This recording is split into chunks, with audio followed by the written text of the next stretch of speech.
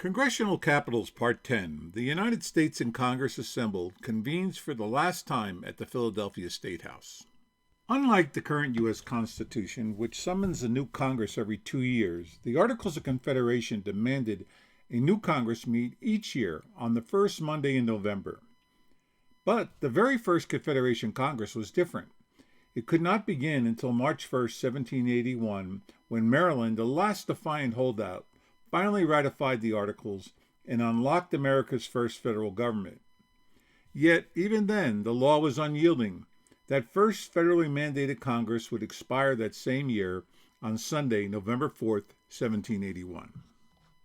On Monday, November the 5th, 1781, the Second United States in Congress assembled reconvened under the Articles.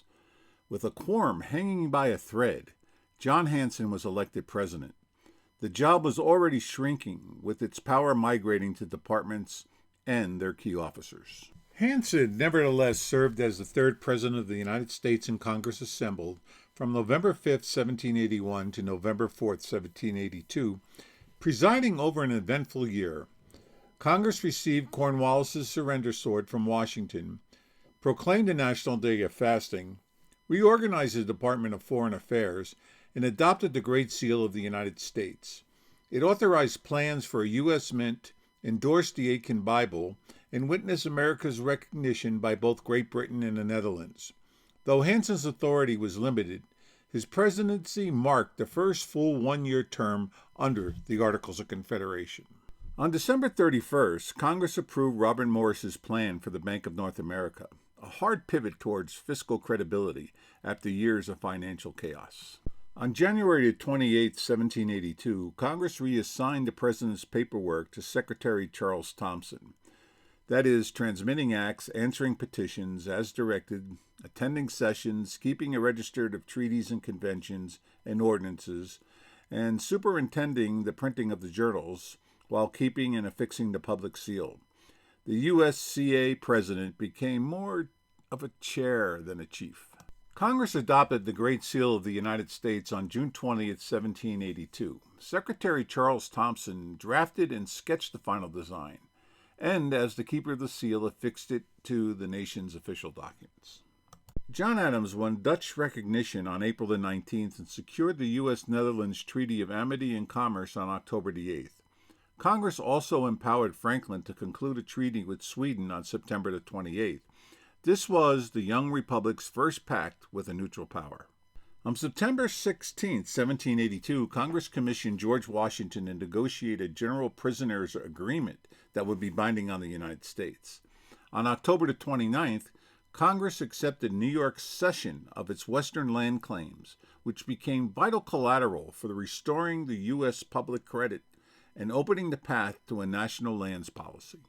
In the year after Yorktown, the Confederation Congress proved its vitality, not by resting on its laurels, but by founding key institutions, formalizing diplomatic channels, and reinforcing financial and legal structures, affirming its capacity to govern.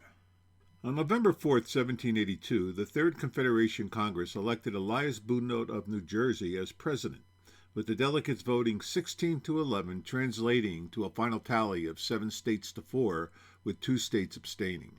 Boudinot was a respectful figure of the New Jersey carriage class, a trustee of the College of New Jersey, a member of New Jersey's Committee of Safety, and the former Commissary General of Prisoners, where he notably pushed for prison reform after joining the Continental Congress in 1778.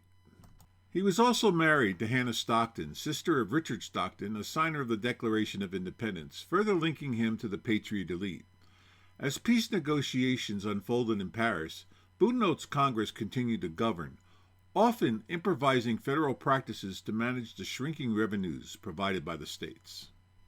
After invoking Article 9 of the Articles of Confederation, congressional appointees convened a special court in Trenton on November 12, 1782, to resolve the century-old land dispute between Pennsylvania and Connecticut over the Wyoming Valley. Judges William Whipple, Welcome Arnold, David Brealey, Cyrus Griffin, and William C. Houston presided over the case, and on December 30, 1782, issued the only final federal judgment ever rendered under Article 9. The disputed lands belonged to Pennsylvania. There was no appeal. It marked a foundational moment. Two states submitted a sovereign dispute to a U.S. federal court and were legally bound by its ruling. Meanwhile, the United States Army was fractured and resentful. In March 1783, Washington was forced to quell the Newburgh agitation, while Congress attempted to make amends, commuting promised half pay for life to 5 years full pay and edging towards disbandment as news from Paris improved. On April 11th, President Elias Boudinot formally proclaimed a ceasefire, implementing the preliminary Articles of Peace negotiated in Paris by American commissioners Benjamin Franklin, John Adams, John Jay, and Henry Laurens on November 30th, 1782. The following month, Congress authorized General George Washington to begin furloughing the Continental Army, marking the first tangible steps towards demobilization and peace. Then came the crisis in Philadelphia. On June 21, 1783, mutinous and unpaid Continental soldiers from the city barracks and from Lancaster surrounded Independence Hall, their muskets stacked menacingly in the streets.